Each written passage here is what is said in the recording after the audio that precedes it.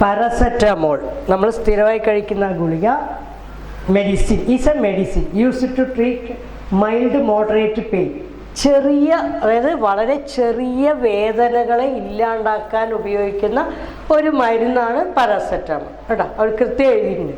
അപ്പം mild or moderate, ചെറിയ പനി അല്ലെങ്കിൽ വേദനയെ മാറ്റാൻ വേണ്ടിയിട്ടുള്ളത്.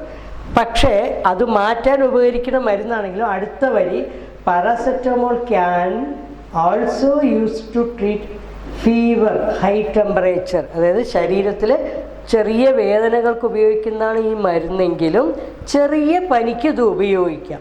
അടുത്തത്, it is dangerous to take more than in recommended dose of paracetamol.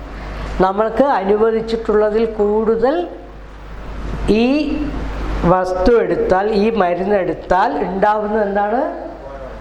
Overdose. Paracetamol overdose can damage your liver and cause of death.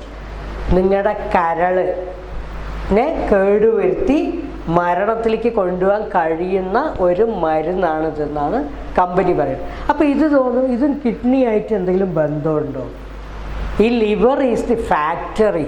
നമ്മുടെ ശരീരത്തിലെ ഏറ്റവും വലിയ ഗ്രന്ഥി, the largest gland in our body is liver. ആ ലിവറുടെ നിയന്ത്രണത്തിലാണ് ഹൃദയം, ശ്വാസകോശം, ഓൾ സിസ്റ്റം. അത് നമ്മുടെ മുടി അല്ലെങ്കിൽ നഖം, നമ്മുടെ ശരീരരൂപം, ഈ നിറങ്ങൾ അല്ലെങ്കിൽ എന്തൊക്കെ സെക്രീഷൻ, ഹോർമോണുകൾ, ഈവൻ തൈറോയിഡ്, ഇതിനെ വരെ കൺട്രോൾ ചെയ്ത് നിലനിർത്തി കൊണ്ടുപോകാൻ കഴിവുള്ള അല്ലെങ്കിൽ അതിനു വേണ്ടി ഉള്ള അവയവമാണ് ലിവർ.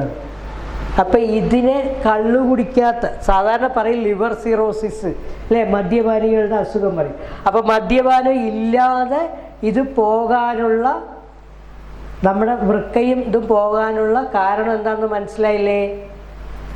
ഇനി പാരാസെറ്റമോൾ സ്ഥിരമായി എടുത്താൽ എന്തൊക്കെ ഉണ്ടാവും?